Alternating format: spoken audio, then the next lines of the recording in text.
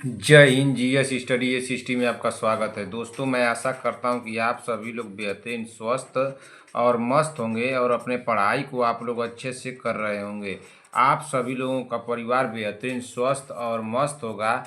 आप सभी लोगों को मेरी तरफ से ढेर सारा प्यार और आपके माता पिता को मेरी तरफ से प्रणाम है। दोस्तों, आज की क्लास में हम लोग पढ़ेंगे UP triple S C ANM महिला स्वास्थ्य कार्यकर्ता के लिए महत्वपूर्ण बहुविकल्पी प्रश्नों को। और महिला स्वास्थ्य कार्यकर्ता की हमारी 213 नंबर की क्लास है, जिसमें कि सारे क्वेश्चन हमारे कैसे होंगे, तो ऑब्जेक्टिव होंगे, यानी कि बहुविकल्पी होंगे। तो दोस्तों, आप लोग क्लास में बने रहिए और एक एक क्वेश्चन को ध्यान से सुनते चलिए और देखते चलिए। क्या दोस्तों? एक एक क्वेश्चन को ध्यान से सुनते चलिए और देखते चलिए। और जिस भी क्वेश्चन का आप लोगों को आंसर आ रहा है, तुरंत कमेंट बॉक्स में हमको बताते भी चलिए। और लास्ट में अपना स्कोर हमको ज़रूर बताइएगा कि आप लोगों के स्कोर कितने गए हैं। इस चैनल पर आप लोगों को क्लास कितने बजे मिलेगी? तो इस चैनल पर आप लोगों को क्लास मिलेगी सुबह 7 AM पे। कितने बजे? सुबह 7 AM पे। और एक क्लास आप लोगों को शाम को मिलेगी, जिसकी टाइमिंग है 7 PM, यानी कि दो क्लासें आप लोगों को देखने को मिलेगी, एक सुबह 7 बजे और एक शाम को 7 बजे। इस चैनल पर जितने भी हमारे भाई बहन आए हुए हैं, चैनल को आप लोग ईमानदारी से सब्सक्राइब कर लीजिए, जब तक कि आप लोगों का एग्ज़ाम नहीं हो जाता है। जैसे ही आप लोगों का एग्ज़ाम हो जाएगा, तुरंत आकर के अनसब्सक्राइब मार दीजिएगा, मुझे कोई दिक्कत नहीं। अब चलिए देर न करते आज की मोटिवेशन के साथ इस क्लास को हम लोग शुरू करते हैं और देखते हैं कि आज का हमारा मोटिवेशन क्या दिया है। तो आज का हमारा मोटिवेशन है, मंजिल क्या है, रास्ता क्या है। मंजिलें क्या है, रास्ता क्या है, हौसला हो तो फासला क्या है। तो चलिए दोस्तों, आप लोगों का समय जाया न करते हुए आज की क्लास को हम लोग शुरू करते हैं और देखते हैं कि हमारा पहला क्वेश्चन क्या दिया है। तो क्वेश्चन नंबर 1 हमारा दिया है। क्वेश्चन नंबर 1 को पढ़ने से पहले सभी लोग अपने मोबाइल की क्वालिटी को भाई बढ़ा लीजिए। जितने भी लोग हैं, मोबाइल की क्वालिटी को बढ़ा लीजिए और मोबाइल के साउंड को बढ़ा लीजिए। इतना काम आप लोग कर लीजिएगा। एक एक क्वेश्चन को देखते चलिएगा, सुनते चलिएगा। जिस क्वेश्चन का आंसर आएगा उसको कमेंट बॉक्स में बताते चलिएगा, ठीक है ना? अपना स्कोर काउंट भी करते चलिएगा। क्वेश्चन नंबर 1 दिया है, ओरल कैविटी का सामान्य कैंसर है। ऑप्शन ए दिया एंडोनोकोकार्सिनोमा, ऑप्शन बी दिया squamous cell carcinoma, option C दिया है सार्कोमा, ऑप्शन डी दिया है मेलानोमा। राइट आंसर क्या होगा? जल्दी से सभी बने कमेंट कर दें। ओरल कैविटी का सामान्य कैंसर है, तो ओरल कैविटी का सामान्य कैंसर क्या है भाई? तो squamous cell carcinoma. Right answer होगा option number B. Question number 2, AFP बढ़ा हुआ होता है क्या? प्रोस्टेट कैंसर से, या सीसी से, या फेफड़े का कैंसर, या कोलन कैंसर। AFP बढ़ा हुआ होता है तो किससे बढ़ा हुआ होता है भाई? यहाँ पे राइट आंसर हो जाएगा ऑप्शन नंबर क्या होगा? HCC होगा ना। क्या हो जाएगा? SCC। राइट आंसर होगा ऑप्शन नंबर क्या होगा? ऑप्शन नंबर यहाँ पे क्या हो जाएगा? ऑप्शन नंबर बी होगा जी। क्या होगा? ऑप्शन नंबर बी होगा ना, ऑप्शन नंबर बी। अगले क्वेश्चन पे चलते हैं। क्वेश्चन नंबर 3, हड्डी मेटास्टेटिस का उपचार है क्या? सैमेरियम 135, I-131 टोस्टिमोमैब के साथ P-32 ईट्रियम। राइट आंसर क्या होगा? क्या ईट्रियम होगा? यहाँ पे ईट्रियम होगा, क्या होगा बताइए जल्दी से।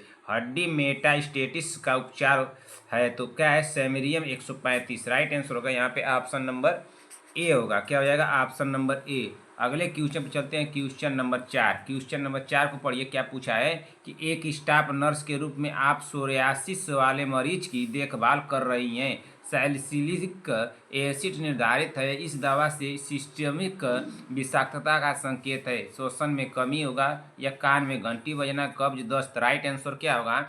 एक स्टाफ नर्स के रूप में आप सोरियासिस वाले मरीज की देखभाल कर रही हैं। सैलिसिलिक एसिड निर्धारित है, इस दवा से सिस्टमिक विषाक्तता का संकेत है। तो सिस्टमिक विषाक्तता का क्या संकेत होगा भाई? तो चौथे नंबर का यहाँ पर राइट आंसर हो जाएगा कान में घंटी बजना। राइट आंसर होगा ऑप्शन नंबर बी। अगले क्वेश्चन पर चलते हैं। अगला क्वेश्चन क्या दिया है, चलिए देख लेते हैं कि अगला क्वेश्चन क्या दिया है। क्वेश्चन नंबर 5, क्वेश्चन नंबर 5 को पढ़िए। क्या पूछा है? क्वेश्चन नंबर 5 हमारा दिया है कि तत्काल प्रसवोत्तर अवधि में पहले घंटे के लिए हर 15 मिनट पर TRP और BP जांच के दौरान अत्यधिक रक्त हानि का संकेत है। नाड़ी दर 90 से 102, श्वसन दर 18 से 22, तापमान 100.2 डिग्री से फ़ारेनहाइट। ऑप्शन डी दिया उपरोक्त में से कोई नहीं। राइट आंसर क्या होगा यहाँ पे 5वें नंबर का? तो 5वें नंबर का होगा ऑप्शन नंबर ए होगा ना, नाड़ी दर 90 से 102 होगा। क्या होगा? 90 से 102। राइट आंसर होगा ऑप्शन नंबर ए।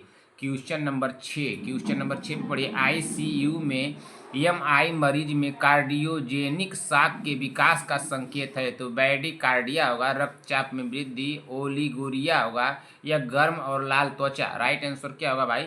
आईसीयू में एमआई मरीज में कार्डियोजेनिक शॉक के विकास का संकेत है। तो क्या संकेत है भाई? 6वें नंबर का राइट आंसर यहाँ पर क्या हो जाएगा? तो ओलिगुरिया हो जाएगा। क्या हो जाएगा? ओलिगुरिया। राइट आंसर होगा ऑप्शन नंबर सी।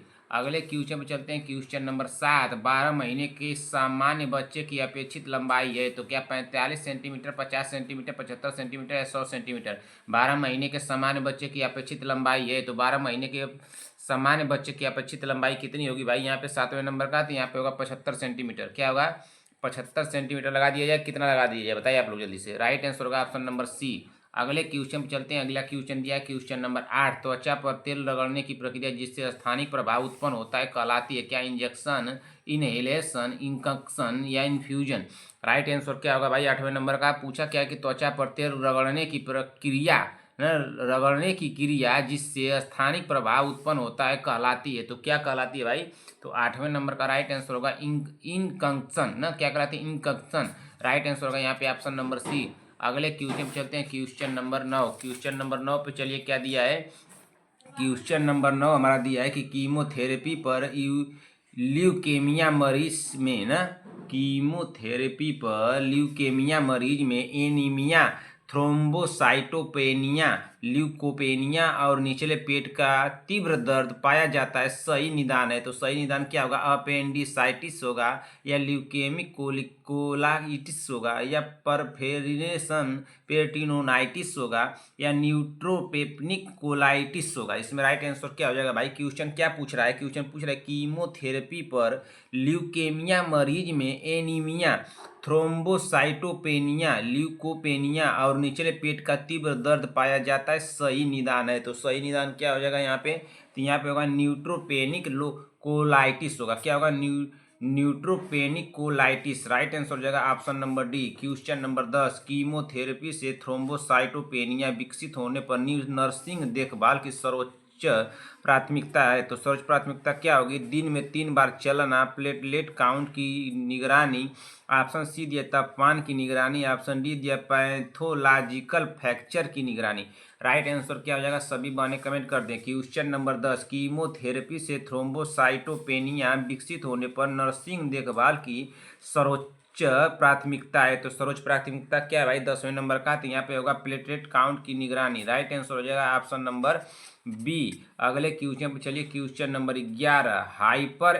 हाइपर एमेसिस ग्रेविडारम है। तो क्या है भाई? मॉर्निंग सिकनेस है, या सुस्ती है, या अत्यधिक उल्टी है, अत्यधिक दस्त है? हाइपर एमेसिस ग्रेविडारम है। तो क्या है भाई? 11 नंबर के यहाँ पर राइट आंसर क्या होगा? तो यह अत्यधिक उल्टी। राइट आंसर होगा ऑप्शन नंबर सी।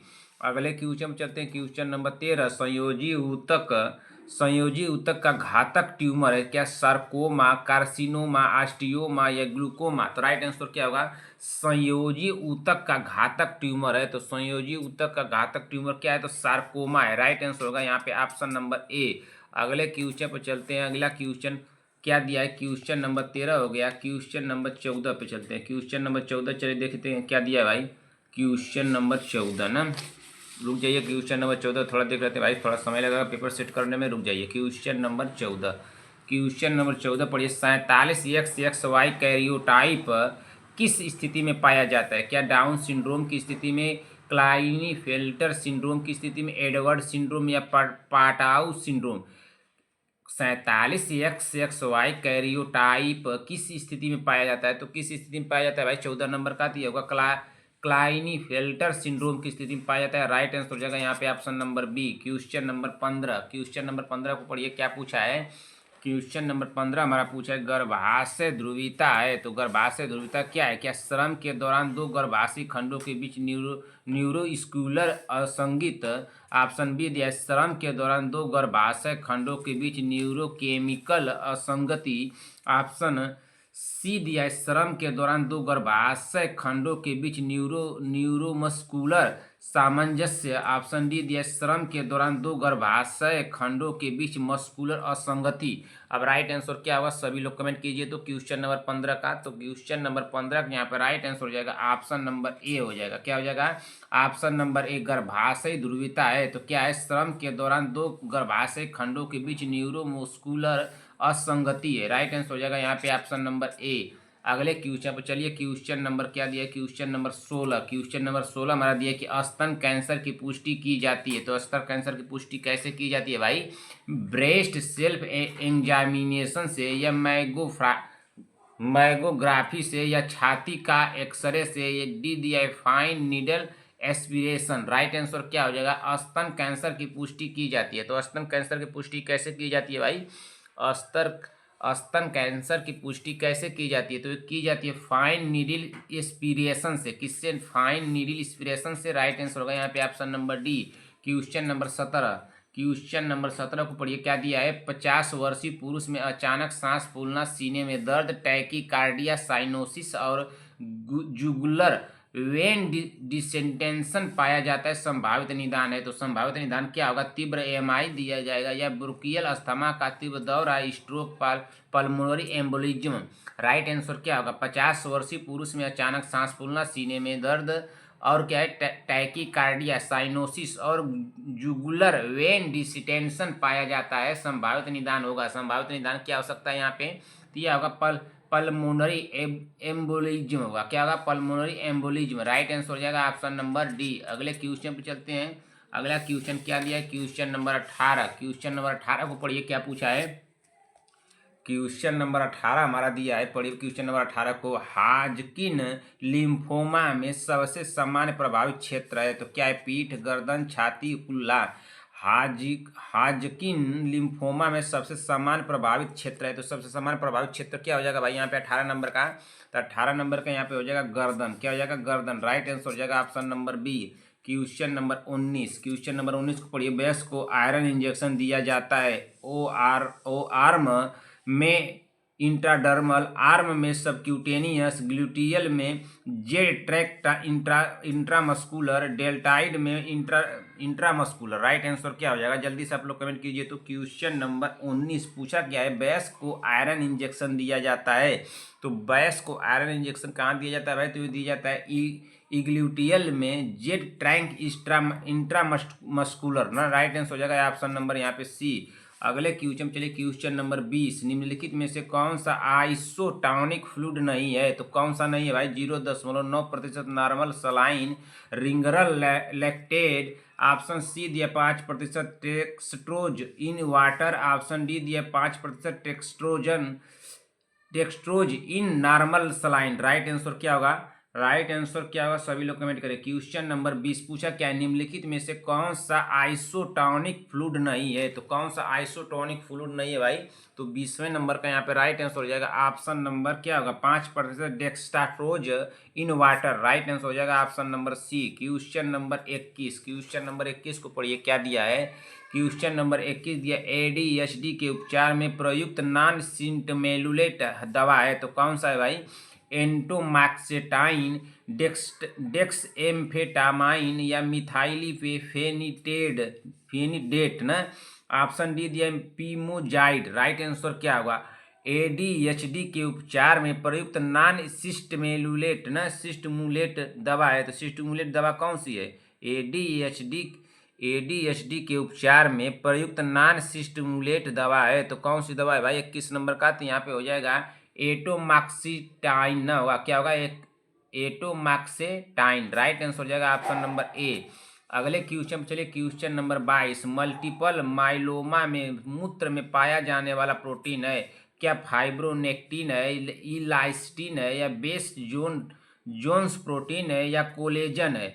मल्टीपल माइलोमा में मूत्र में पाया जाने वाला प्रोटीन है। तो कौन सा पाया जाने वाला प्रोटीन है भाई, 22 नंबर के यहाँ पे राइट आंसर क्या हो जाएगा, तो यहाँ पे हो जाएगा बेस जोन्स प्रोटीन। क्या हो जाएगा, बेंस जोन्स प्रोटीन। राइट आंसर हो जाएगा ऑप्शन नंबर सी। अगले क्वेश्चन पे चलते हैं, क्वेश्चन नंबर देखते हैं क्या दिया है भाई। अगला क्वेश्चन चलिए देख लेते हैं, क्वेश्चन नंबर 23। क्वेश्चन नंबर 23 को पढ़िए। मिश्रा का उपयोग कीमोथेरेपी में किया जाता है ना। मिश्रा का उपयोग कीमोथेरेपी में किया जाता है। कैंसर कोशिकाओं को नष्ट करने के लिए, कोशिकाओं की रक्षा के लिए, यूरिक एसिड क्रिस्टल बनने से रोकने के लिए, WBC उत्पादन बढ़ाने के लिए। तो किस में किया जाता है भाई? मिश्रण का उपयोग कीमोथेरेपी में किया जाता है। तो किसके लिए किया जाता है? 23 नंबर का यहाँ पर राइट आंसर क्या होगा? तो 23 नंबर का यहाँ पे राइट आंसर हो जाएगा कोशिकाओं की रक्षा के लिए। किसके लिए? कोशिकाओं की रक्षा के लिए। राइट आंसर हो जाएगा ऑप्शन नंबर बी। अगले क्वेश्चन में चलते हैं कि भ्रूण के हृदय के दो एंट्रियां को जोड़ने वाले छिद्र कहलाता है। तो क्या कहलाता है? डक्स आर्टेरियोसस कहलाता है, या डक्स वेनोसस कहलाता है, या फेरामेन ओवेल कहलाता है, या लिंगामेट टेरेस कहलाता है। तो क्या कहलाता है भाई? भ्रूण के हृदय के दो एंट्रियां को जोड़ने वाला छिद्र कहलाता है। तो क्या कहलाता है? तो 23वें नंबर का यहाँ पे राइट आंसर हो जाएगा ऑप्शन नंबर क्या होगा? ऑप्शन नंबर बी होगा, डक्स वेनोसस कहलाता है। क्या कहलाता है? डक्स वेनोसस कहलाता है। राइट आंसर हो जाएगा ऑप्शन नंबर, यहाँ पे क्या हो जाएगा? ऑप्शन नंबर, बताइए जल्दी से, यहाँ पे ऑप्शन नंबर क्या हो सकता है? बी होगा ना कि सी होगा? यहाँ पे ऑप्शन नंबर क्या हो सकता है? फोरमेन ओवेल होगा। भ्रूण के हृदय के दो एंट्रियां को जोड़ने वाला छिद्र कहलाता है। तो क्या कहलाता है भाई? तो ये कहलाता है फोरमेन ओवेल कहलाता है। क्या कहलाता है? फोरमेन ओवेल ना। राइट आंसर हो जाएगा ऑप्शन नंबर सी हो जाएगा। क्या हो जाएगा? Option number C. अगले क्वेश्चन में चलते हैं, क्वेश्चन नंबर 24। फेलोवेस्टेटिक एक्सिस है, फेलोवेस्टेटिक एक्सिस है तो क्या है? मिड एक्सिलरी लाइन और चौथा इंट्राकोस्टल स्पेस। ऑप्शन बी दिया इंटीरियर एक्सिलरी लाइन और छठा इंट्राकोस्टल स्पेस। ऑप्शन सी दिया पोस्टीरियर एक्सिलरी लाइन और पांचवा इंट्राकोस्टल स्पेस। ऑप्शन डी दिया इंटीरियर एक्सिलरी लाइन और चौथा interior coastal space. Right answer क्या हो जाएगा? फ्लेम्बोस्टेटिक एक्सिस है। तो फ्लेम्बोस्टेटिक एक्सिस क्या है भाई? यहाँ पे 24 नंबर का क्वेश्चन का राइट आंसर क्या होगा? तो यहाँ पे राइट आंसर हो जाएगा ऑप्शन नंबर ए हो जाएगा ना, मिड एक्सिलरी लाइन और चौथा इंटरकोस्टल स्पेस। राइट आंसर हो जाएगा ऑप्शन नंबर ए। अगले क्वेश्चन पे चलिए, क्वेश्चन नंबर क्या दिया है? Question number 25। क्वेश्चन नंबर 25 को पढ़िए, क्या दिया है? हड्डी का घातक ट्यूमर है तो क्या है? फाइब्रोसार्कोमा, लिपोमा, या ऑस्टियोजेनिक सार्कोमा, या ऑस्टियोमा। राइट आंसर क्या होगा? हड्डी का घातक ट्यूमर है तो हड्डी का घातक ट्यूमर क्या है भाई? तो यहाँ पे हो जाएगा राइट आंसर होगा ऑस्टियोजेनिक सार्कोमा। राइट आंसर होगा option number C. Question number 26। सभी इंसोफेजियल सर्जरी है सिवाय क्या? यूवर लेविस का, या मैकयूवन का, या ट्रांसिएंटल का, या साइटोरिडिटेक्टिव का। किसका है भाई? सभी सोफेजियल सर्जरी है सिवाय। तो सभी ईसोफेजियल सर्जरी है तो किसकी सर्जरी है भाई? सभी एसोफेजियल सर्जरी है सिवाय, यानी कि सभी एसोफेजियल सर्जरी है लेकिन एक को छोड़ करके। तो कौन सा इसमें होगा 26 नंबर में? तो ये होगा साइटोरिडिएक्टिव होगा। राइट क्या हो जाएगा? राइट आंसर होगा ऑप्शन नंबर डी यहाँ पे होगा। अगले क्वेश्चन में चलिए, क्वेश्चन नंबर क्या दिया है? Question number 27। क्वेश्चन नंबर 27 को पढ़िए, क्या दिया है? विम्पल प्रक्रिया में नहीं किया जाता है तो क्या नहीं किया जाता है? हेपेटिकोजेजुनोस्टॉमी, पैंक्रियाटोगैस्ट्रिक्टॉमी, गैस्ट्रोजेजुनोस्टॉमी, या जेजुनोस्टॉमी। राइट आंसर क्या हो जाएगा? जल्दी से आप लोग कमेंट कीजिए। विम्पल प्रक्रिया में नहीं किया जाता है तो क्या नहीं किया जाता है भाई? 27 नंबर का राइट आंसर क्या होगा यहाँ पे? तो पैंक्रियाटो गैस्ट्रिक्टॉमी। राइट आंसर हो जाएगा ऑप्शन नंबर बी। अगले क्वेश्चन पे चलिए, क्वेश्चन नंबर 28। ग्राफियन फॉलिकल की परिपक्वता है तो ग्राफियन फॉलिकल की परिपक्वता है तो क्या है भाई? FSH और LH दोनों से प्रभावित, केवल FSH से प्रभावित, केवल LH से प्रभावित, केवल प्रोजेस्टेरोन से प्रभावित। अब राइट आंसर यहाँ पे क्या हो जाएगा? 28 नंबर का। 28 नंबर का क्या हो जाएगा? देखिए यहाँ पे क्या दिया है? केवल दिया है तो इसको काट दीजिए, यहाँ पे केवल दिया इसको काटिए, यहाँ पे केवल दिया इसको काटिए, बचा क्या? FSH और LH दोनों प्रभावित है। राइट आंसर लगाइए option number A. Question number 29 पढ़िए, क्वेश्चन नंबर 29 को। क्वेश्चन नंबर 29 हमारा क्या दिया है, पूछ रहा है कि मरीज को फर्श पर गिरा हुआ पाकर नर्स की पहली कार्रवाई है। तो कोई मरीज है अगर फर्श पर गिरा हुआ है तो नर्स की पहली कार्रवाई क्या हुई, क्या मरीज को बिस्तर पर लाना, मरीज की प्रतिक्रिया जांचना, मरीज से पूछना क्या हुआ है और मरीज मदद बुलाना। राइट आंसर क्या हो जाएगा, मरीज को फर्श पर गिरा हुआ पाकर नर्स की पहली कार्रवाई है। तो नर्स की पहली कार्रवाई क्या है भाई, तो मरीज की प्रतिक्रिया जांचना। राइट आंसर हो जाएगा ऑप्शन नंबर बी, ठीक ना। अगले क्वेश्चन चलिए, क्वेश्चन नंबर 3, लैरेंस कैंसर में गर्दन पर विकिरण से प्रभावित दुष्प्रभाव है। क्या डिस्निया है, दस्त है, गले में खराश है या कब्ज है। तो इसमें राइट आंसर क्या हो जाएगा तीसवें नंबर का, तो तीसवें नंबर का राइट आंसर हो जाएगा गले में खराश। क्या हो जाएगा, गले में खराश। राइट आंसर होगा option number C. Question number 31, सौम्य ट्यूमर की विशेषता है। तो सौम्य ट्यूमर की विशेषता क्या है, घुसपैठ पाकर प्रकार की वृद्धि, मेटास्टेसिस। ऑप्शन सी दिया है कैप्सूल के भीतर सीमित। ऑप्शन डी दिया तेजी से बढ़ना। सौम्य ट्यूमर की विशेषता है, तो सौम्य ट्यूमर की विशेषता क्या है भाई, 31 नंबर क्वेश्चन का राइट आंसर क्या होगा यहाँ पे, तो यहाँ पे राइट आंसर हो जाएगा कैप्सूल के भीतर सीमित। राइट आंसर होगा ऑप्शन नंबर सी। अगले क्वेश्चन पे चलते हैं, क्वेश्चन नंबर 32। क्वेश्चन नंबर 32 पे चलिए क्या दिया है, क्वेश्चन नंबर 32 तो नहीं दिया, 31 फिर दे दिया है क्या।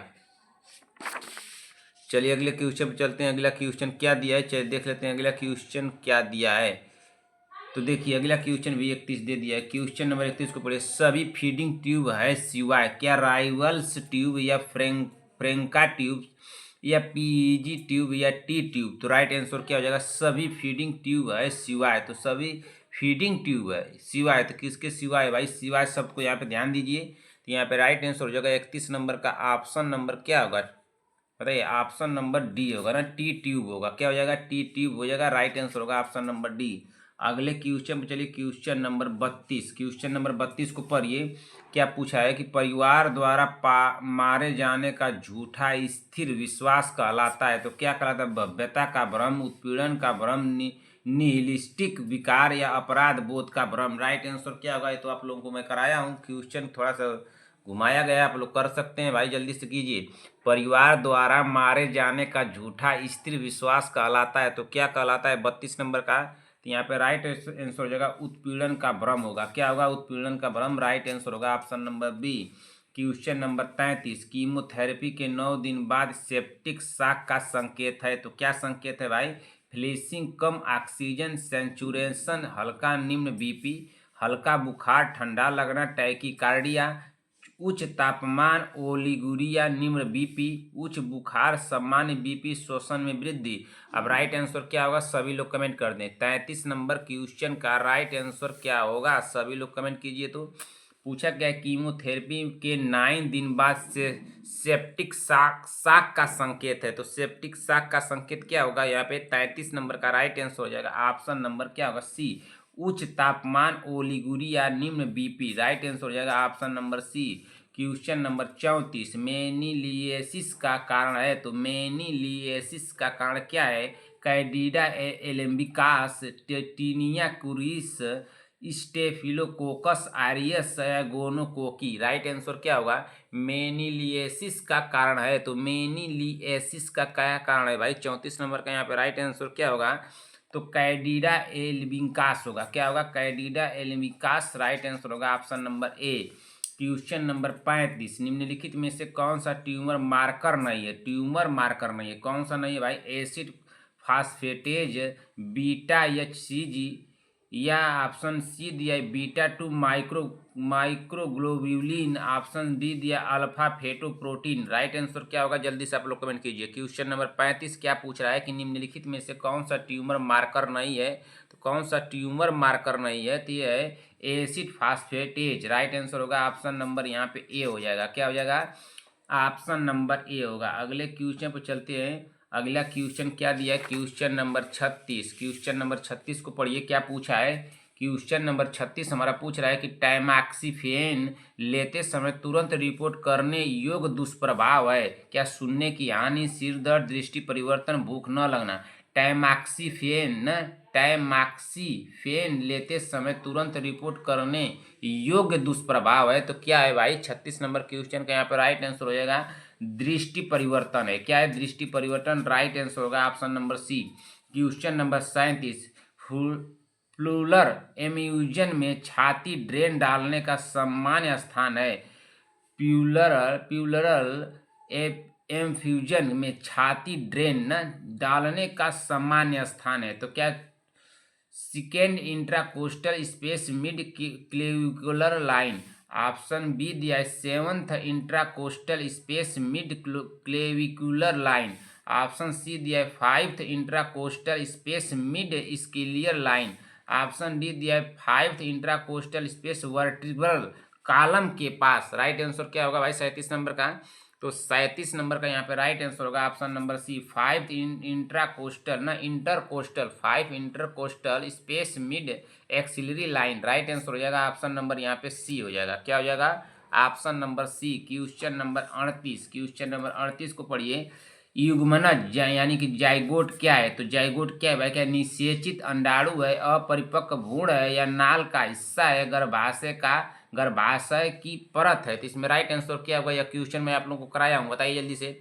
युग्मनज जाइगोट क्या है? बताइए भाई जाइगोट क्या है? 38 नंबर क्वेश्चन का राइट आंसर क्या होगा? क्या निषेचित अंडाणु है? बिल्कुल सही होगा ऑप्शन नंबर ए, निषेचित अंडाणु।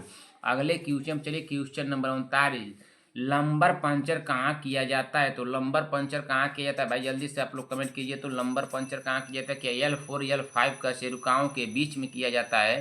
कहाँ किया जाता है? जल्दी से आप लोग कमेंट करके बताइए हमको, लंबर पंचर कहाँ किया जाता है?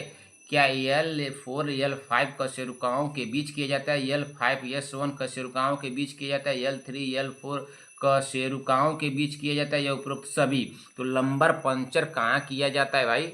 तो लंबर पंचर जो किया जाता है L4 L5 कशेरुकाओं के बीच किया जाता है। राइट आंसर होगा यहाँ पे ऑप्शन नंबर ए।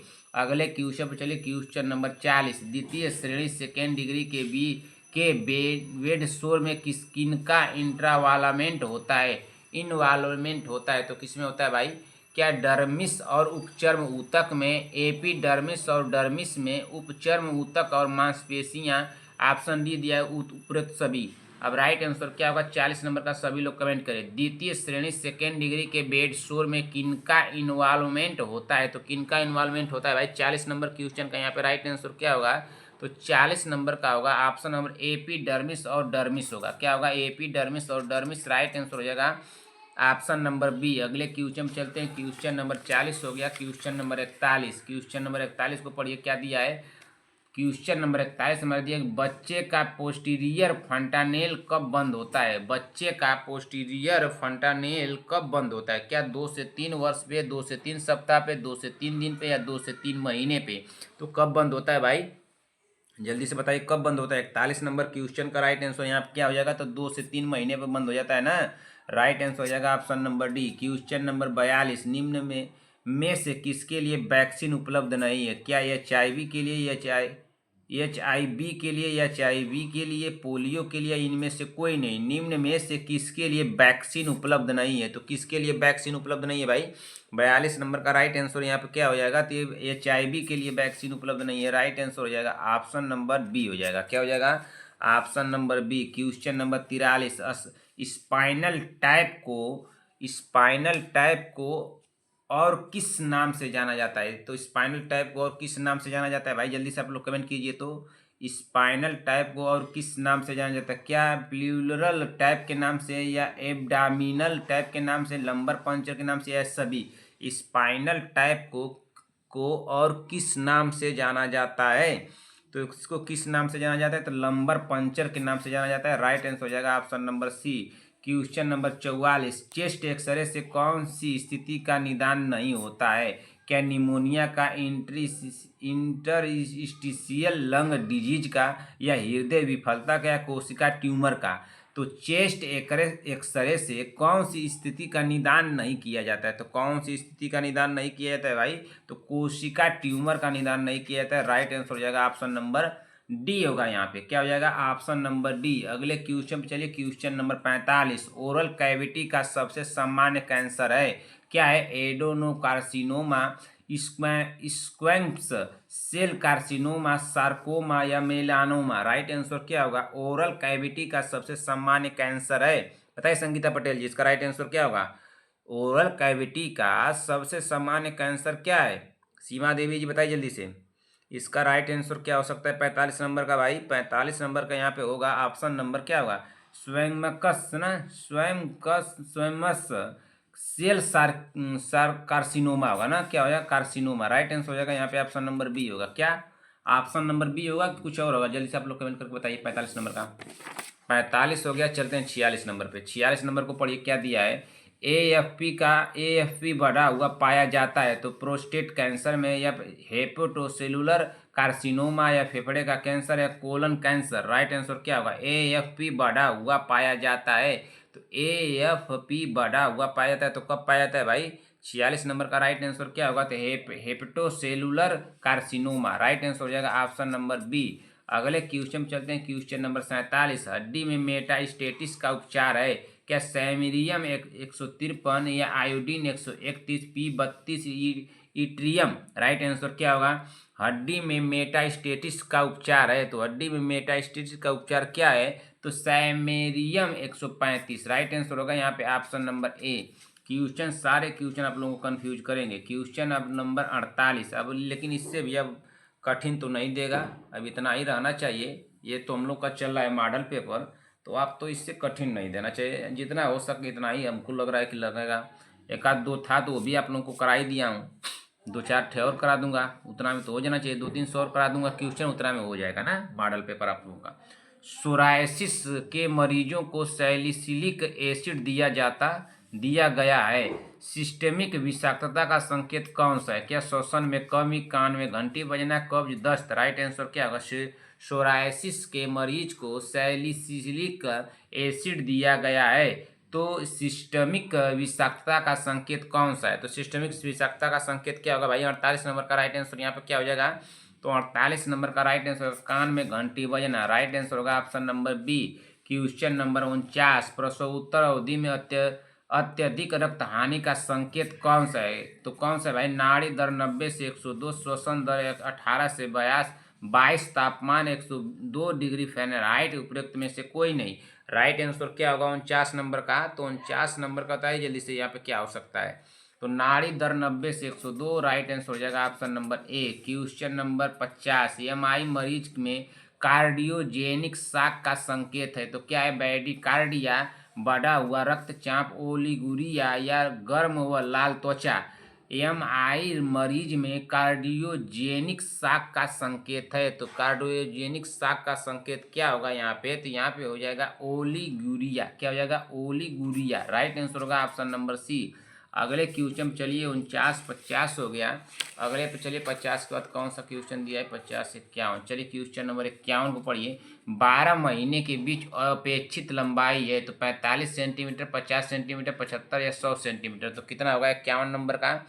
तो 51 नंबर का यहाँ पे हो जाएगा 75 सेंटीमीटर। क्या हो जाएगा? 75 सेंटीमीटर। Question number 52। त्वचा पर तेल रगड़ने की प्रक्रिया कहलाती है? क्या इंजेक्शन, इनहेलेशन, इनकक्शन, या इन्फ्यूजन? देखिए क्वेश्चन तो रिपीट हो गया, दो चार क्वेश्चन रिपीट हो रहे हैं, लेकिन घबराइए मत कोई, ठीक ना।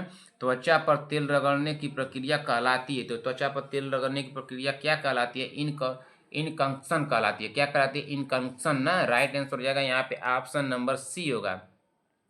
क्या होगा? ऑप्शन नंबर सी ना। अगले क्वेश्चन पे चलते हैं, क्वेश्चन नंबर 53। क्वेश्चन नंबर 53 क्या दिया है? कीमोथेरेपी ले रहे ल्यूकेमिया मरीज में निचले पेट के दर्द का सही निदान है तो सही निदान क्या होगा?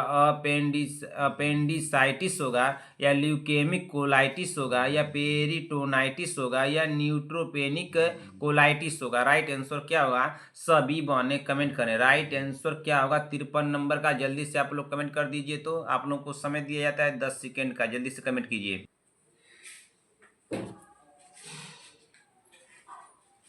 बताइए जल्दी से राइट आंसर क्या होगा 53 नंबर का? 53 नंबर का राइट आंसर होगा ऑप्शन नंबर डी। क्या हो जाएगा? Option number D. अगले क्वेश्चन पे चलते हैं, क्वेश्चन नंबर 54। क्वेश्चन नंबर 54 पढ़िए, क्या दिया है? क्वेश्चन नंबर 54 हमारा दिया है कि हाइपर एमेसिस ग्रेविडारम ना, ग्रेविडारम का अर्थ है तो क्या है भाई? इसका मॉर्निंग सिकनेस है, या सुस्ती, अत्यधिक उल्टी, अत्यधिक दस्त? हाइपर एमेसिस ग्रेविडारम का अर्थ है, तो हाइपर एमेसिस ग्रेविडारम का अर्थ क्या है भाई? तो 54 नंबर का राइट आंसर यहाँ पे क्या हो जाएगा? तो ऑप्शन नंबर सी हो जाएगा, अत्यधिक उल्टी होगा। राइट आंसर होगा ऑप्शन नंबर सी। अगले क्वेश्चन चलिए, क्वेश्चन नंबर 55। संयोजी ऊतक का घातक ट्यूमर है क्या? सार्कोमा, कार्सिनोमा, ऑस्टियोमा या ग्लूकोमा? तो ये भी क्वेश्चन हम लोग का रिपीटेड है ना। तो 55 नंबर का राइट आंसर होगा सार्कोमा हो जाएगा। क्या हो जाएगा? सार्कोमा। राइट आंसर होगा option number A. Question number 55 हो गया। क्वेश्चन नंबर 56, क्वेश्चन नंबर 56 भी देखिए क्या दिया है। 47XXY कैरियोटाइप किसमें पाया जाता है? तो किसमें पाया जाता है? डाउन सिंड्रोम में, क्लाइनीफिल्टर सिंड्रोम में, एडवर्ड सिंड्रोम में, पटाऊ सिंड्रोम में। 47XXY कैरियोटाइप किसमें पाया जाता है? तो कैरियोटाइप किसमें पाया जाता है भाई? तो यहाँ पे 56 नंबर का राइट आंसर हो जाएगा क्लाइनीफेल्टर सिंड्रोम में पाया जाता है। किसमें पाया जाता है? क्लाइनफेल्टर सिंड्रोम में ना, क्लाइनफेल्टर सिंड्रोम में। राइट आंसर हो जाएगा ऑप्शन नंबर बी। अगले क्वेश्चन चलिए, क्वेश्चन नंबर 57। प्रसूति पेल्विस में स्टेशन संबंधित है, तो क्या है? इलियाक स्पाइन, ईसीएल स्पाइन, केसिकस या इलियम स्पाइन? राइट आंसर क्या होगा? प्रसूति पेल्विस में स्टेशन संबंधी है, तो स्टेशन संबंधित है, तो क्या संबंधित है भाई? 57 नंबर का यहाँ पे राइट आंसर क्या होगा? तो 57 नंबर का यहाँ पे राइट आंसर हो जाएगा ऑप्शन नंबर क्या होगा बताइए जल्दी से? ऑप्शन नंबर बी होगा ना, एशियल स्पाइन होगा। क्या हो जाएगा? Asian spine. अगले क्वेश्चन पे चलिए, क्वेश्चन नंबर 58। कैपोसिस सार्कोमा किस प्रकार का कैंसर है जो निम्नलिखित में से किन लोगों में आम है? तो किन लोगों में आम है भाई? क्या किडनी फेलियर में, या लीवर सिरसोसिस में, या कांगरी कैंसर में, या एचआईवी में? कैपोसिस सार्कोमा किस प्रकार का कैंसर है जो निम्नलिखित में से किन लोगों में आम है? तो किन लोगों में आम है भाई? 58 नंबर क्वेश्चन का राइट आंसर क्या होगा? तो यहाँ पे होगा एचआईवी वालों में। किस में हो जाएगा? एचआईवी वालों में होगा ना। 58 नंबर का यहाँ पर राइट आंसर होगा ऑप्शन नंबर डी। अगले क्वेश्चन चलिए, पूछा क्या है? विकिरण चिकित्सा में त्वचा प्रतिक्रिया आम है। त्वचा की अखंडता बनाए रखने के लिए नर्सिंग जिम्मेदारी में से कौन सा नहीं किया जाना चाहिए? तो कौन सा नहीं किया जाना चाहिए भाई? क्या प्रभावित क्षेत्र पर मरहम, पाउडर और लोशन का उपयोग से बचना, कपड़ों के लिए नरम कॉटन कपड़े का उपयोग? ऑप्शन सी दिया, प्रभावित क्षेत्र को हल्के साबुन और पानी से धोकर रगड़े रगड़े बिना थपथपा कर सुखाना। ऑप्शन डी दिया है, सीधे सूर्य प्रकाश या ठंड से बचना। राइट आंसर क्या होगा? विकिरण चिकित्सा में त्वचा प्रतिक्रिया आम है। त्वचा की अखंडता बनाए रखने के लिए नर्सिंग जिम्मेदारियों में से कौन सा नहीं किया जाना चाहिए? तो कौन सा नहीं किया जाना चाहिए ना? तो प्रभावित क्षेत्र पर मरहम, पाउडर और लोशन का उपयोग से बचना। राइट आंसर हो जाएगा ऑप्शन नंबर ए। अगले क्वेश्चन पे चलिए, 59 हो गया। क्वेश्चन नंबर 60 पे चलते हैं। क्वेश्चन नंबर 60 को पढ़िए क्या दिया है, चलिए देख लेते हैं। Question number 60। ईस्ट्रोजन पर निर्भर ब्रेस्ट कैंसर के उपचार में उपयोग की जाने वाली दवा है। क्या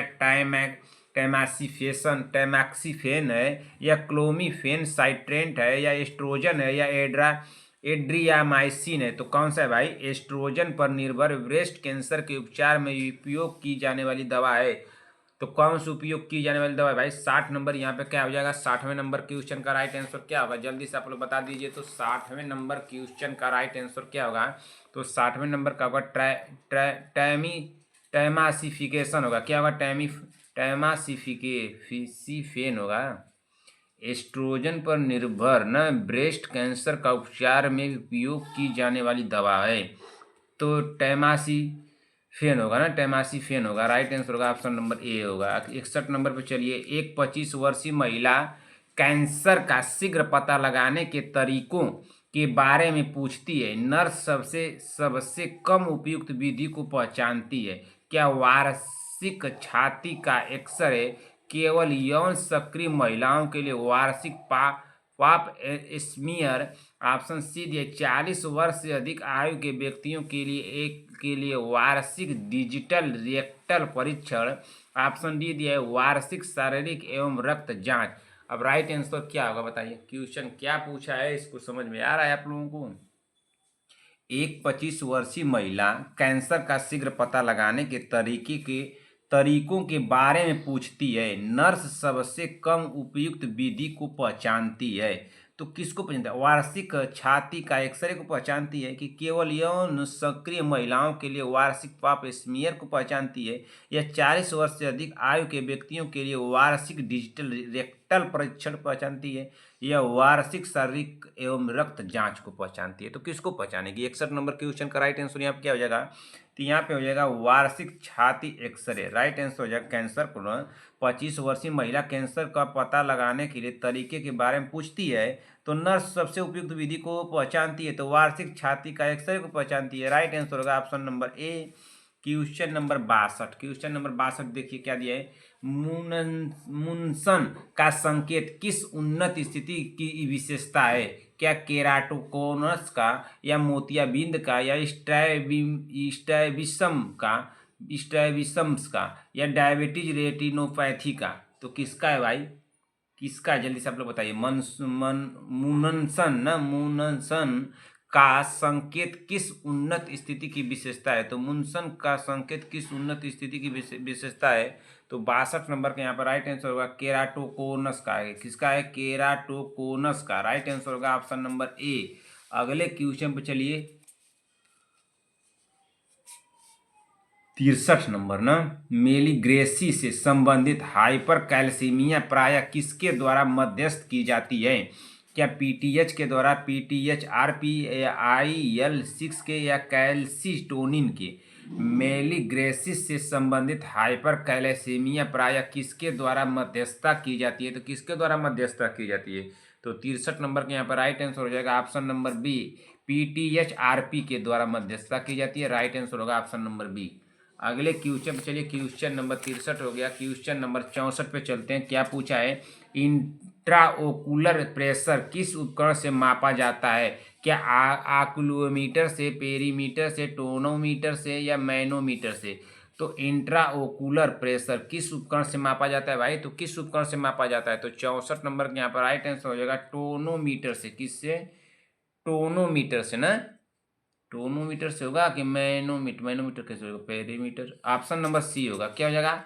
option number C. Question number 65, कौन सी श्रवण अस्थिका ओवल विंडो से जुड़ी होती है? कौन सी श्रवण अस्थिका ओवल विंडो से जुड़ी होती है? क्या स्टेपिज, या मेलियस, या इंकस, या हाइड से? तो किससे जुड़ी होती है भाई? कौन सी श्रवण अस्थिका ओवल विंडो से जुड़ी होती है? तो कौन सी अस्थिका ओवल विंडो से जुड़ी होती है भाई? स्टेपीज होगा ना। क्या हो जाएगा? स्टेपीज। अगले क्वेश्चन में चले। क्वेश्चन नंबर 66, आंख में रेटिना किसके रूप में कार्य करती है? क्या कैमरे के लेंस में, ईटी की कैमरे में फिल्म, या इनमें से कोई नहीं? तो 66 नंबर के यहाँ पर राइट आंसर क्या हो जाएगा? 66 नंबर क्वेश्चन मैं आप लोगों को कराया हूँ पीछे की क्लास से। अगर आप लोग देखेंगे तो आप लोगों को मैं कराया हूँ। क्यों भाई? संगीता पटेल जी, प्रियंका सहानी जी, और कौन है? शांति वाजपेयी जी, सीमा देवी जी, ठीक है, विक्रम जायसवाल जी, चंद्रकला देवी जी, अर्चना प्रजापति जी, और कौन है भाई? बीबा जी, अंश चौधरी जी, आरवी चौधरी जी, रेखा सिंह जी, अनुराधा मौर्य, नेहा पांडे, बीबा मिश्रा, रश्मि सोम जी, रूपा विश्वकर्मा, प्रीति कुमारी, पूनम सिंह जी, प्रीति पटेल, भावना, उमा तिवारी, पूजा वर्मा, अर्चना साहू। तो इसमें तो अब लग रहा है कि सभी लोग एब्सेंटे चल रहे हैं। कोई 2-3 लोग हैं जो कि प्रेजेंट रह रहे हैं क्लास में ना। संगीता पटेल जी, और कौन है? शांति वाजपेयी जी। एक थी कौन? विक्रम जायसवाल जी, भी, बीबा जी, और कौन थी भाई जो पहले क्लास में आती हैं? नाम ही नहीं उनका याद आ रहा है। चलिए, जिसको एब्सेंट होना है एब्सेंट हो, कोई दिक्कत नहीं है। आंख में रेटिना किसके रूप में कार्य करती है? तो ये क्वेश्चन में कराया हूँ आप लोगों को, कैमरे के फिल्म बताया था ना। राइट आंसर हो जाएगा यहाँ पे ऑप्शन नंबर सी। जो क्लास में एब्सेंट हो रहे हैं कोई बात नहीं है, जो प्रेजेंट हो रहे हैं वो एकदम निश्चिंत रहें, निश्चिंत रहें। क्वेश्चन दूंगा भाई। अभी आप लोग कहेंगे कि सर कब से कह रहे हैं क्वेश्चन देंगे, क्वेश्चन देंगे, कब देंगे? अरे भाई, मैं आप लोगों को कह रहा था ना कि आप लोग 105 तक की क्लासें पढ़ डालिए, खूब रिवीजन कीजिए, आगे क्लास क्वेश्चन बढ़ सकता है। तो मैं आप लोगों को बताया था, तो बढ़ गया क्वेश्चन, थोड़ा सा बढ़ गया। तो मैं 100 क्वेश्चन करा रहा हूँ। कौन सा आप लोग देख लीजिए कितना आप लोगों को मॉडल पेपर दे दिया, उसको काउंट भी तो कर लीजिए कि मॉडल पेपर कौन सा हम लोग का चल रहा है। 13 कि 14 मॉडल पेपर हम लोग का है कि कौन सा है? बताइए जल्दी से। 8वें नंबर का, 9वें नंबर का मॉडल पेपर है। तो 9वें नंबर का मॉडल पेपर है, तो मतलब कि 900 क्वेश्चन हो गया। इसको भी ध्यान दीजिएगा। तो 900 में 150 मान लीजिएगा आप लोगों का रिपीट होगा, तो 800 तो कम से कम आप लोगों को मिल गया होगा। और 37 की कितना 38 आप लोगों को मिला है मैराथन, 100 क्वेश्चन का। तो 100 क्वेश्चन का 38 मैराथन मिला है, तो यानी कि 3800 क्वेश्चन मिल गया है। 3800 क्वेश्चन में 800 रिपीट होगा, 3000 क्वेश्चन में दे दिया आप लोगों को, यहीं पे दे दिया। पहले पीछे से आप लोग पढ़ती आ रही हैं, अभी घबराइए मत, कब क्वेश्चन कौन सा देना है, कहाँ से क्वेश्चन फंसेगा, उसको हम कब देना है वो हमको सब पता है। अभी तो ओबीजी से क्वेश्चन देना है आप लोगों को, और ओबीजी से कम 16 नंबर का क्वेश्चन फंसेगा। 16 नंबर का तो आप लोगों को पीछे ही दे देते, सब भूल जाएंगे आप लोग कौन सा कहाँ देना है। अभी तो कमेंट आया था उनका, संगीता पटेल जी का पहले का आया है, एक बीबा जी का कमेंट आया है। बीबा जी का कमेंट आया है कि सर विटामिन की क्लास करा दीजिए। तो क्या विटामिन की क्लास आप लोगों को पहले करा दूंगा तो भी दिक्कत है, तो जिसमें से 2-4 नंबर जहाँ जहाँ से फंसना है तहाँ तहाँ, तो उसको आप लोगों को लास्ट में कराया जाएगा ना। तो आप लोग को भाई जैसा सोचना है वैसा सोचिए, जिसको जाना है वो जाए, जिसको हमारे ऊपर विश्वास है वो रुक ही रहे, ठीक। शरीर के संतुलन को बनाए रखने के लिए जिम्मेदार कान का भाग है, तो कौन है भाई? सेमी लूनर कैनाल्स है, या कोलिया है, या टिम्पैनिक मेम्ब्रेन है, या आस्किल्स है। तो इसमें क्या होगा? 67 नंबर का, 67 नंबर का यहाँ पे हो जाएगा सेमी लूनर कैनाल्स है ना। राइट आंसर हो जाएगा ऑप्शन नंबर ए। अपने पीछे की तैयारी भी आप लोग देख लीजिए, कितना नंबर आप लोगों को, कितने क्वेश्चन सही हो रहे थे, अब कितने क्वेश्चन सही हो रहे हैं, इसको भी मिलाइए ना। आप कुछ लोगों को तो स्मार्ट बोर्ड चाहिए, स्मार्ट सब हर एक चीज़ चाहिए, तो स्मार्ट तरीके से पढ़िए भाई, स्मार्ट तरीके से आप लोग पढ़ते रहिए। कौन क्वेश्चन, एक ही क्वेश्चन को आप लोगों को ना बस इजी क्वेश्चन दे देंगे सब आप लोगों को। एक आध क्वेश्चन तो दिया हूँ, आप लोग पढ़िए, क्या इससे आप लोगों को टफ क्वेश्चन मिलेगा? क्वेश्चन देख लीजिए, क्वेश्चन आप लोगों को दिया गया है, क्वेश्चन मिलाइए। अभी कुछ दिन पहले क्वेश्चन दिया था, कितना सही हुआ था उनका? 28 क्वेश्चन गलत हो गया था संगीता पटेल जी का। संगीता पटेल जी बहन, आपके 28 क्वेश्चन उसमें गलत हो गए थे। क्वेश्चन, अरे भाई क्वेश्चन सब इजी कराने का क्या मतलब है? जो क्वेश्चन टफ भी रहेगा तो तभी ना समझ में आएगा कि नहीं कितना आप लोग कहाँ से क्या कराना है। आंख में लेंस का मुख्य कार्य है, क्या रेटिना को लेंस से जोड़ना? क्वेश्चन देखिए वही है, आंख में लेंस का काम है, लेकिन यहाँ पर क्वेश्चन के ऑप्शन को चेंज कर दिया गया है। रॉड्स को कोन्स से जोड़ना, प्रकाश किरणों को रेटिना पर फोकस करना, और ऑप्शन नंबर डी दिया है एक्वियस फ्लूइड का उत्पादन। तो राइट आंसर क्या होगा? अब राइट आंसर क्या होगा इसमें बताइए आप लोग, इसमें राइट आंसर क्या होगा? आंख से लेंस का मुख्य कार्य है, तो आंख में लेंस का आंख में लेंस का मुख्य कार्य है, तो क्या कार्य है भाई? 68 नंबर का राइट आंसर यहाँ पे क्या हो जाएगा? आराम से थोड़ा बता दीजिए, तो इसका राइट आंसर क्या होगा? कोई भी आदमी ये शोर शराबा न करे भाई, क्वेश्चन का आंसर बता दे, जल्दी से बताइए क्वेश्चन का राइट आंसर क्या होगा 68 नंबर का। इसमें राइट आंसर हो जाएगा ऑप्शन नंबर सी होगा। क्या हो जाएगा? ऑप्शन नंबर सी ने प्रकाश किरणों को रेटिना पर फोकस करना, ठीक। अच्छा, अगले क्वेश्चन पे चलिए, क्वेश्चन नंबर 69 पे चलिए। ऑप्टिक नर्व की एडिमा को वर्णित करने वाला शब्द है, तो क्या है? स्कोटोमा है, या पैपिलाएडिमा है, या लिम्फेडिमा है, या एंजियोन्यूरोटिक एडिमा है। राइट आंसर क्या होगा? ऑप्टिक नर्व की एडिमा को वर्णित करने वाला शब्द है, तो वर्णित करने वाला शब्द क्या है भाई? 69 नंबर का राइट आंसर यहाँ पे क्या हो जाएगा? तो यहाँ पे हो जाएगा ऑप्शन नंबर बी होगा। क्या हो जाएगा? ऑप्शन नंबर बी, पैपिलेडिमा होगा ना, पैपिल एडिमा होगा। राइट आंसर होगा ऑप्शन नंबर बी। अगले क्वेश्चन चलिए, क्वेश्चन नंबर 70। आंख में प्रवेश करने वाली प्रकाश की किरणें किसके द्वारा नियंत्रित होती हैं? बताइए किसके द्वारा नियंत्रित होती हैं? आंख में प्रवेश करने वाली प्रकाश की किरणें किसके द्वारा नियंत्रित होती हैं? क्या प्यूपिल के द्वारा, आइरिस के द्वारा, कार्निया के द्वारा, या लेंस के द्वारा? तो किसके द्वारा ये नियंत्रित होती है भाई? 70 नंबर का राइट आंसर क्या हो जाएगा? तो यहाँ पे हो जाएगा ऑप्शन नंबर ए हो जाएगा। क्या हो जाएगा? ऑप्शन नंबर ए, ठीक। अगले क्वेश्चन पे चलते हैं। अगला क्वेश्चन क्या दिया है? क्वेश्चन नंबर 70 हो गया ना, क्वेश्चन नंबर 71। चलिए 71 नंबर क्वेश्चन को देख लीजिए क्या दिया है।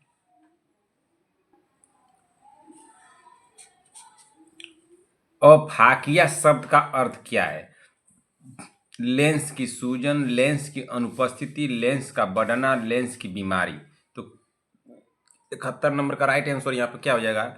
अफाकिया शब्द का अर्थ है, तो अफाकिया शब्द का अर्थ क्या है? तो लेंस की अनुपस्थिति है। राइट आंसर हो जाएगा यहाँ पे option number B. Question number दिया है 72। क्वेश्चन नंबर 72 को पढ़िए, क्या दिया? मायोपिया को किससे सुधार किया जाता है? तो किससे सुधार किया जाता है भाई? कॉन्वेक्स लेंस से, कॉनकेव लेंस से, या बाईफोकस लेंस से, या सिलिड्रिकल लेंस से। तो मायोपिया को किससे सुधार किया जाता है भाई? 72 नंबर क्वेश्चन का राइट आंसर क्या होगा? तो यहाँ पे राइट आंसर हो जाएगा option number B, concave lens से। किससे? कॉनकेव लेंस से। राइट आंसर हो जाएगा option number B. Question number 73, myopia को किससे सुधार किया जा सकता है? तो यहाँ पे देखिए ये भी क्वेश्चन रिपीटेड हो गया। तो इसको किया जाता है कॉनकेव लेंस से। राइट आंसर हो जाएगा option number B. Question number 74, मानव शरीर का वह क्षेत्र जो ब्लाइंड स्पॉट के नाम से जाना जाता है वह है। मानव शरीर का वह क्षेत्र जो ब्लाइंड स्पॉट के नाम से जाना जाता है वह है क्या? कौन सा है? ऑप्टिक डिस्क है, या दिया है मैकुला ल्यूटिया, या फोबिया सेंट्रालिस। राइट आंसर क्या होगा? मानव शरीर का वह क्षेत्र जो ब्लाइंड स्पॉट के नाम से जाना जाता है वह है, तो वह क्या है भाई? वह है क्या? ऑप्टिक डिस्क है। क्या है? Optic disc. राइट आंसर होगा ऑप्शन नंबर बी। अगले क्वेश्चन पे चलते हैं। 74 हो गया। 74 के बाद चलते हैं 75 नंबर पे। 75 नंबर क्वेश्चन क्या दिया है? 75 नंबर क्वेश्चन दिया है कि मोतियाबिंद का सबसे सामान्य कारण क्या है? क्या आघात है, मधुमेह है, या हाइड्रेटरी 3 है, या उम्र संबंधित है? तो राइट आंसर क्या होगा? उम्र, यहाँ पे उम्र हो जाएगा ना, उम्र संबंधित है। तो क्या होगा? मोतियाबिंद का सबसे सामान्य कारण क्या है? तो सबसे सामान्य कारण जो पूछ रहा है 75 नंबर का, यहाँ पे राइट आंसर हो जाएगा ऑप्शन नंबर क्या होगा? उम्र संबंधित है ना, एज रिलेटेड हो जाएगा ना, एज रिलेटेड हो जाएगा। राइट आंसर हो जाएगा ऑप्शन नंबर यहाँ पे डी होगा। अगले क्वेश्चन चलिए देखिए भाई, आप कुछ तो क्वेश्चन के ऑप्शन के थ्रू देख करके लगेगा आंसर, इसको भी ध्यान दीजिएगा। क्वेश्चन नंबर 76, कान का कौन सा ढांचा ईयर ड्रॉप के नाम से जाना जाता है? क्या आर्किल, या कोक्लिया, या टिम्पैनिक मेम्ब्रेन, या वेस्टिबल? राइट आंसर क्या होगा? कान का कौन सा ढांचा ईयर ड्रॉप के नाम से जाना जाता है? तो ईयर ड्रॉप के नाम से कौन सा जाना जाता है भाई? 76 नंबर का यहाँ पे राइट आंसर क्या हो जाएगा? तो ये जाना जाता है टिम्पैनिक मेम्ब्रेन। राइट आंसर होगा option number C. Question number 77, जन्म के समय बच्चे की औसत लंबाई कितनी होती है? तो कितनी होती है भाई? 40 से 45 सेंटीमीटर, 48 से 52 सेंटीमीटर, 50 से 60 सेंटीमीटर, 60 से 65 सेंटीमीटर। तो जन्म के समय बच्चे की औसत लंबाई कितनी होती है? तो 77 नंबर क्वेश्चन का यहाँ पे राइट आंसर होगा ऑप्शन नंबर क्या होगा? ऑप्शन नंबर बी, 48 से 52 सेंटीमीटर होती है। कितनी होती है? 48 से 52 सेंटीमीटर। क्वेश्चन नंबर 78, शिशु में अगर फंटानेल बंद होने में देरी किस बीमारी का संकेत हो सकती है? शिशु में अगर फंटानेल बंद होने में देरी किस बीमारी का संकेत हो सकती है? तो किस बीमारी का संकेत हो सकती है भाई? हाइपोथायराइडिज्म, या क्रोनियोसिनोसिटोसिस, या सामान्य, या सिफिली। राइट आंसर क्या होगा भाई? 78 नंबर का। 78 नंबर का यहाँ पे हो जाएगा ऑप्शन नंबर ए, हाइपोथायराइडिज्म होगा। राइट आंसर हो जाएगा ऑप्शन नंबर ए। अगले क्वेश्चन पे चलिए। 78 हो गया। 78 के बाद 79 नंबर पे चलिए। 20 उस क्वेश्चन अभी और बचे हैं। 79 80 ना, यानी कि 22 क्वेश्चन। 6 महीने की उम्र में बच्चे की औसत लंबाई कितनी होती है बताइए? तो क्या 55 से 60 सेंटीमीटर, 64 से 68 सेंटीमीटर, 70 से 75 सेंटीमीटर, 75 से 80 सेंटीमीटर। 6 महीने की उम्र में बच्चे की औसत लंबाई कितनी होती है? तो कितनी होती है भाई? 69 नंबर का राइट आंसर, 79 नंबर का राइट आंसर यहाँ पे क्या हो जाएगा?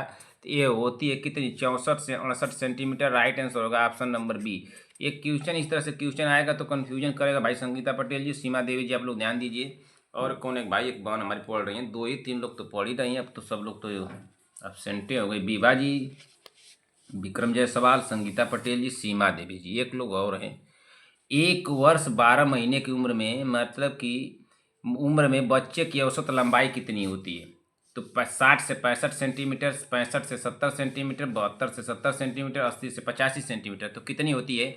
80 नंबर का यहाँ पर राइट आंसर क्या हो जाएगा? तो यहाँ पर हो जाएगा 72 से 77 सेंटीमीटर। राइट आंसर होगा ऑप्शन नंबर सी। ये सब क्वेश्चन देखिए किस तरह से क्वेश्चन तैयार किया गया। बस आप लोग तो, कुछ लोग तो ऐसे हैं कि उन लोग को बस चाहिए हाई फाई भाई। स्मार्ट बोर्ड पे पढ़ेंगे तो पढ़ेंगे, नहीं तो ऐसे MBBS डॉक्टर नहीं बन पाएंगे ना। 2 वर्ष की उम्र में बच्चे की औसत लंबाई कितनी होती है?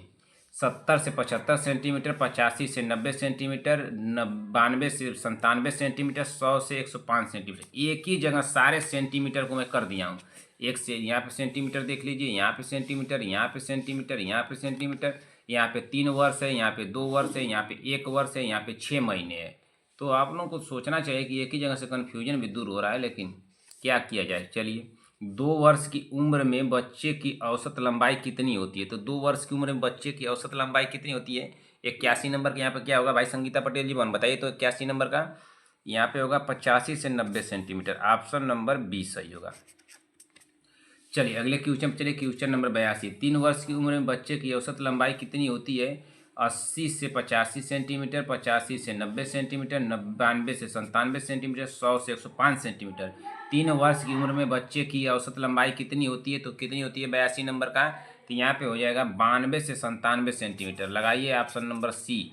अगले क्वेश्चन पे चलिए। 82 नंबर हो गया। 82 के बाद चलते हैं 83 नंबर पे।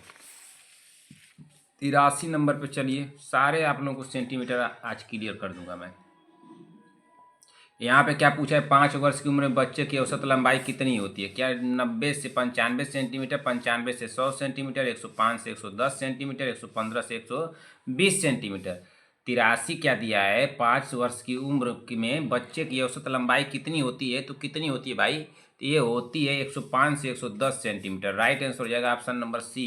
क्वेश्चन नंबर 84, एक स्वस्थ नवजात शिशु में जन्म के समय सिर की परिधि की मानक औसत सीमा क्या होती है? बताइए जल्दी से। तो मानक औसत परिधि सीमा क्या होती है? 31 सेंटीमीटर, 33 से 35 सेंटीमीटर, 40 से 40 सेंटीमीटर या 45 सेंटीमीटर। तो इसमें राइट आंसर क्या हो जाएगा 84 नंबर का? तो इसमें हो जाएगा बी हो जाएगा ना। क्या लगेगा? 84 में 33 से 35 सेंटीमीटर। राइट आंसर हो जाएगा option number B. Question number 85, question number 85 को पढ़िए, क्या दिया है? 6 महीने की उम्र में शिशु की सिर की परिधि की औसत सीमा क्या होती है? तो क्या होती है भाई? 35 से 38 सेंटीमीटर, 39 से 42 सेंटीमीटर, 43 से 46 सेंटीमीटर और 47 से 50 सेंटीमीटर। तो इसमें राइट आंसर क्या हो जाएगा? आप लोग जल्दी से बताइए तो इसमें हो जाएगा 85 नंबर में 6 महीने की उम्र में शिशु की सिर की परिधि की औसत सीमा क्या होती है? तो 85 नंबर का राइट आंसर हो जाएगा ऑप्शन नंबर 39 से 42 सेंटीमीटर होती है। जी बिल्कुल होती है, 39 से 42 सेंटीमीटर। राइट आंसर हो जाएगा ऑप्शन नंबर क्या हो जाएगा? ऑप्शन नंबर बी होगा। क्वेश्चन नंबर 86, 1 वर्ष की उम्र में शिशु की सिर की परिधि की औसत सीमा क्या होती है? सभी इंपॉर्टेंट है, क्वेश्चन में लेकर चलिएगा इसको।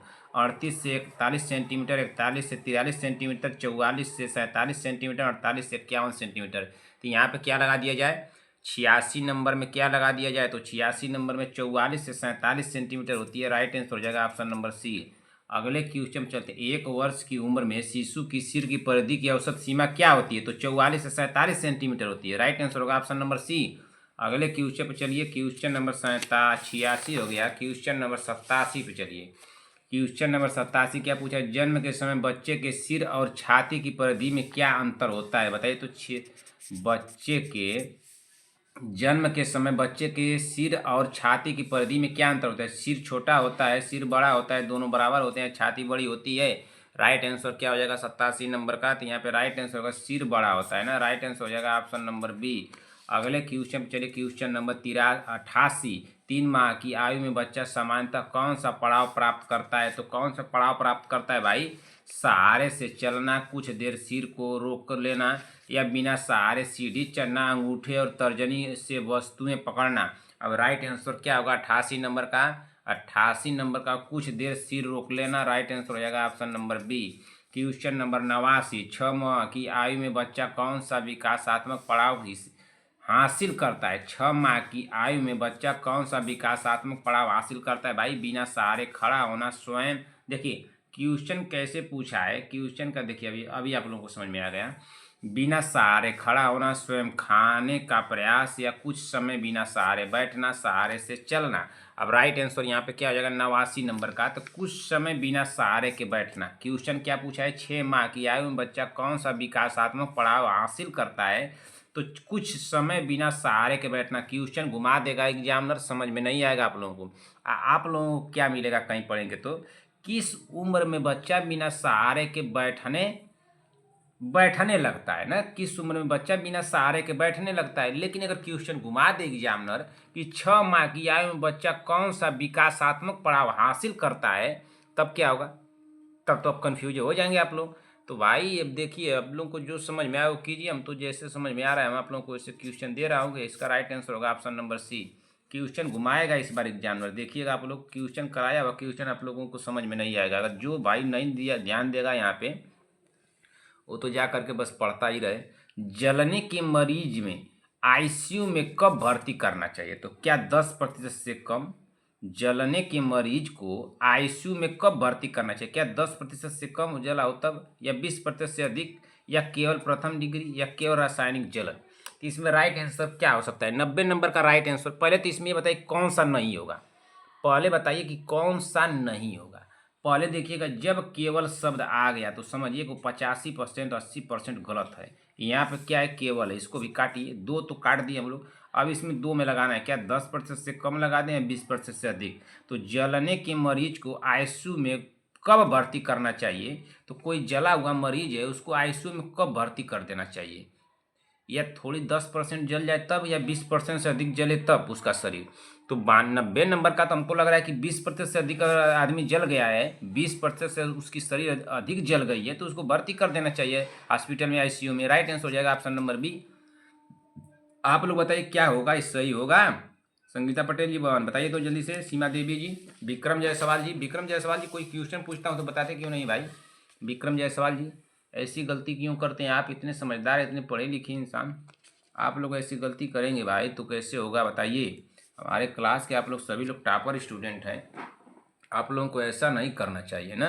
कोई क्वेश्चन पूछा था मैं सुबह में कोई क्वेश्चन पूछा था? नहीं पता है। जलने में तरल पदार्थ देने के लिए प्रथम पसंद क्या है? बस उसको बताने वाली है कौन? संगीता पटेल। संगीता पटेल बहन बताई थी और किसी ने बताया नहीं था ना, वही कोई क्वेश्चन पूछा था। वही कौन एक क्वेश्चन जो बताया था भाई, 85 पर बताए थे कोई, 1785 कितना उसका था, कौन बताया था? अब समझ में नहीं आ रहा, यादें नहीं चल रहा है। जलने में तरल पदार्थ देने के लिए प्रथम पसंद क्या है? क्या normal saline, Ringer lactate, dextrose, ADNS? Right answer क्या होगा भाई? 1 घंटा 1 मिनट हो गया। जलने से तरल पदार्थ देने के लिए प्रथम पसंद क्या है? तो प्रथम पसंद क्या होगा? 91 नंबर का राइट आंसर यहाँ पे क्या हो जाएगा? तो यहाँ पे हो जाएगा ऑप्शन नंबर बी हो जाएगा ना। क्या हो जाएगा? रिंगर लैक्टेट होगा। क्या होगा? Ringer lactate. राइट आंसर होगा option number B. Question number 92, Parkland सूत्र के अनुसार पहले 24 घंटे में कितना तरल देना होता है? पार्कलैंड सूत्र के अनुसार पहले 24 घंटे में कितना तरल देना होता है भाई? तो कितना तरल देना होता है? 2 मिली प्रति ग्राम प्रतिशत जलन, 1% जलन में, या 4 मिलीग्राम प्रतिशत जलन, या 6 मिलीग्राम प्रति 1% जलन, 8 मिलीग्राम प्रतिशत जलन में? तो राइट आंसर क्या हो जाएगा? 92 नंबर का राइट आंसर क्या होगा? तो 92 नंबर का यहाँ पे हो जाएगा ऑप्शन नंबर, क्या हो जाएगा? ऑप्शन नंबर बी होगा, 4 मिली न किलोग्राम प्रतिशत जलन। राइट आंसर होगा ऑप्शन नंबर बी। अगले क्वेश्चन चलिए, क्वेश्चन नंबर 93, वयस्क जलन मरीज में तरल चिकित्सा की पर्याप्तता कैसे जांची जाती है? तो कैसे जांची जाती है? 0.5 से लेकर 1 मिली प्रति ग्राम प्रति घंटा, 2 से 3 मिलीग्राम प्रति किलोग्राम प्रति घंटा, 4 से 5 मिलीग्राम प्रति किलोग्राम प्रति घंटा, 30 मिलीग्राम प्रति घंटा निश्चित। अब राइट आंसर यहाँ पे क्या हो जाएगा? वयस्क जलन मरीज में तरल चिकित्सा की पर्याप्तता कैसे कैसे जांची जाती है? तो कैसे जांची जाती है? 93 नंबर का है तो 0.5 से लेकर 1 मिलीग्राम प्रति किलोग्राम प्रति घंटा। राइट आंसर हो जाएगा यहाँ पे option number A. Question number 94, बच्चों में जलन में पर्याप्त तरल का संकेत क्या है? बच्चों में जलन में पर्याप्त तरल का संकेत क्या है? तो 94 नंबर के यहाँ पे क्या लगा दिया जाए? देखिए यहाँ पे होगा 1 मिलीग्राम प्रति किलोग्राम 1 घंटा। राइट आंसर लगाइए 94 नंबर का ऑप्शन नंबर क्या लगा दिया जाए? ऑप्शन नंबर बी लगाइए। क्या लगाइए? ऑप्शन नंबर बी लगेगा, ठीक ना। चलिए अगले क्वेश्चन में चलते हैं। 94 नंबर का हो गया, 94 नंबर का हो गया ना। ऑप्शन पर नंबर 94 के बाद 95 पे चलते हैं। 95 नंबर पे चलिए क्या दिया है? 95 नंबर दिया है हमारा, जलने के घाव पर प्राथमिक उपचार में क्या लगाना चाहिए? तो क्या लगाना चाहिए भाई? जल्दी से आप लोग बताइए तो क्या लगाना चाहिए? जल्दी से आप लोग बता दीजिए कि क्या लगाना चाहिए।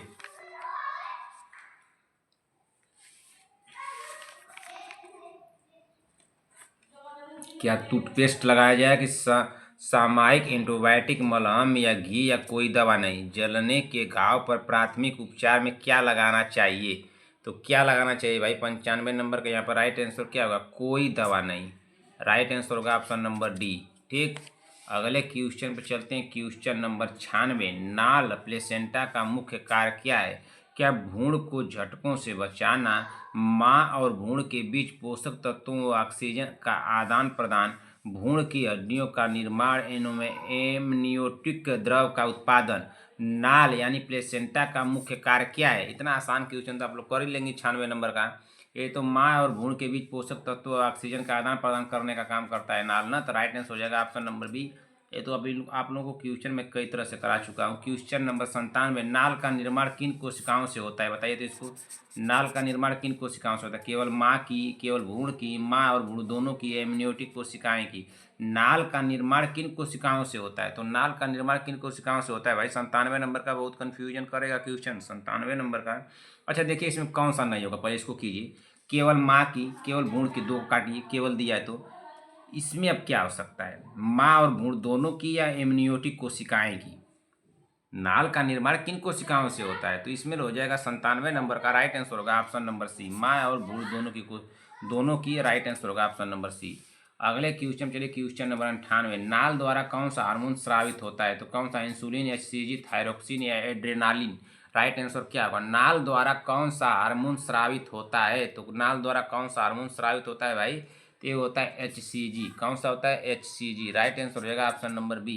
क्वेश्चन नंबर 98 हो गया। क्वेश्चन नंबर 99 पे चलते हैं। क्वेश्चन नंबर 99 क्या दिया है? भ्रूण की हृदय गति समानता कितनी होती है? तो भ्रूण की हृदय गति समानता कितनी होती है? बताइए जल्दी से। तो कितनी होती है? 60 से 80 प्रति मिनट होती है, 0 से 100 प्रति मिनट होती है, 110 से 160 प्रति मिनट, या 160 से 200 प्रति मिनट। भ्रूण की हृदय गति समानता कितनी होती है? तो 99 नंबर के यहाँ पे हो जाएगा ऑप्शन नंबर सी, 110 से 160 प्रति मिनट होती है। राइट आंसर हो जाएगा option number C. Question number 100, embryology में किसका अध्ययन किया जाता है? एम्ब्रियोलॉजी में किसका अध्ययन किया जाता है भाई? गर्भाशय का भ्रूण का विकास, नाल, प्रसव प्रक्रिया। राइट आंसर क्या हो जाएगा भाई? एम्ब्रियोलॉजी में किसका अध्ययन किया जाता है? तो किसका अध्ययन किया जाता है? तो इसमें किया जाता है किसका? भ्रूण का विकास का। राइट आंसर हो जाएगा ऑप्शन नंबर बी हो जाएगा। क्या हो जाएगा? ऑप्शन नंबर बी होगा यहाँ पे। ठीक ना।